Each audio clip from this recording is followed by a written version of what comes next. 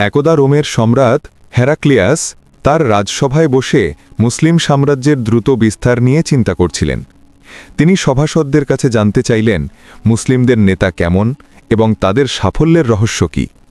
সভাসদরা উত্তর দিতে না পারায় হেরাক্লিয়াস একজন দূতকে মদিনায় পাঠালেন মুসলিম নেতার আচার আচরণ, জীবনযাপন এবং রাজ্য পরিচালনা সম্পর্কে জানতে।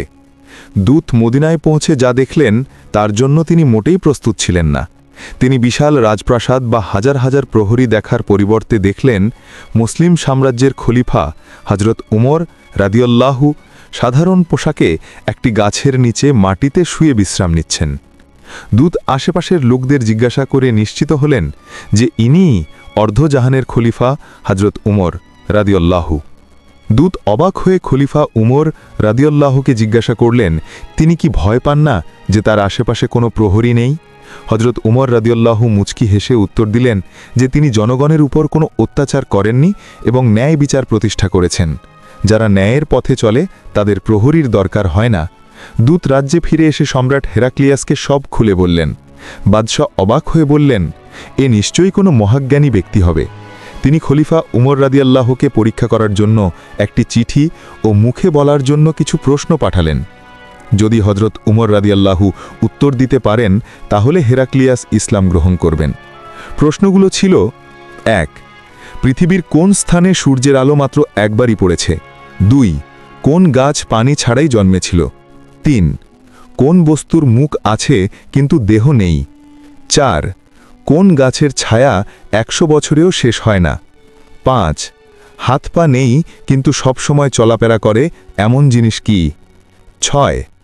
জান্নাতে মানুষ খাবে কিন্তু প্রস্রাব পায়খানা হবে না, পৃথিবীতে এর উদাহরণ কি? ৭. জান্নাতের তালা এবং চাবির আকৃতি কেমন? এছাড়াও মুখে বলার জন্য দুটি প্রশ্ন ছিল: আল্লাহ কি দেখেন না এবং কুরআনে তো সব কিছুই আছে, এমন কি আছে যা কুরআনে নেই? দূত মদিনায় ফিরে গিয়ে হজরত উমর রাদিয়াল্লাহুকে প্রশ্নগুলো জানালেন। হজরত উমর রাদিয়াল্লাহু সৃষ্টিকর্তা সম্পর্কে এমন প্রশ্ন শুনে রাগান্বিত হলেও উপস্থিত সবাইকে এর উত্তর জানতে চাইলেন। যখন কেউ উত্তর দিতে না পারল তখন একজন সাহাবী বললেন যে এই প্রশ্নগুলোর উত্তর একমাত্র হজরত আলী রাদিয়াল্লাহু দিতে পারবেন। দূতকে হজরত আলী রাদিয়াল্লাহুর কাছে পাঠানো হলো। হজরত আলী রাদিয়াল্লাহু একে একে সব প্রশ্নের উত্তর দিতে লাগলেন। ১. হজরত মুসা আলাইহিস সালামের জন্য সমুদ্রের মাঝে যে রাস্তা তৈরি হয়েছিল সেখানে সূর্যের আলো মাত্র একবারই পড়েছিল। ২. হজরত ইউনুস আলাইহিস সালাম মাছের পেট থেকে বের হওয়ার পর আল্লাহর রহমতে পানি ছাড়াই একটি লাউ গাছ জন্মেছিল। ৩. জাহান্নামের আগুন যার মুখ আছে কিন্তু হাত পা নেই। ৪. জান্নাতের সাজারাতুত তুবা নামক এক বৃক্ষ যার ছায়া ১০০ বছরেও শেষ হয় না। ৫. পানি যার হাত পা নেই কিন্তু সর্বদা প্রবাহমান। ৬. শিশু যেমন মাতৃগর্ভে পানাহার করে কিন্তু তাদের প্রস্রাব পায়খানা হয় না, জান্নাতের উদাহরণটিও তেমনি। ৭. জান্নাতের তালা হলো শিরক, অর্থাৎ আল্লাহর সাথে অন্য কিছুকে অংশীদার করা, আর চাবি হলো তাওহীদের সাক্ষ্য, অর্থাৎ আল্লাহর একত্ববাদের বিশ্বাস।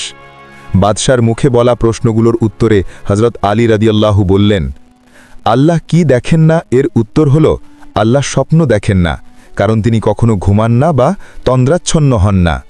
কুরআনে কি নেই এর উত্তর হল পবিত্র কুরআনে মিথ্যা নেই। দূত হজরত আলী রাদিয়াল্লাহুর সব উত্তর শুনে অবাক হয়ে গিয়ে রাজ্যে ফিরে গিয়ে সম্রাট হেরাক্লিয়াসকে সব খুলে বললেন। সম্রাট অবাক হয়ে বললেন, মুসলিম শাসক আমার ধারণার থেকেও অধিক জ্ঞানী।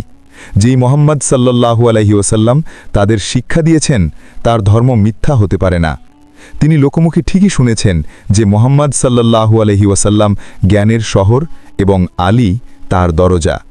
পরিশেষে হেরাক্লিয়াস ঘোষণা করলেন, মোহাম্মদের ধর্মই একমাত্র সত্য ধর্ম এবং আমি সাক্ষ্য দিচ্ছি যে মোহাম্মদ সাল্লাল্লাহু আলাইহি ওয়াসাল্লাম আল্লাহর রসূল। এরকম ইসলামিক ভিডিও আরো পেতে চ্যানেলটিকে এখনই সাবস্ক্রাইব করুন।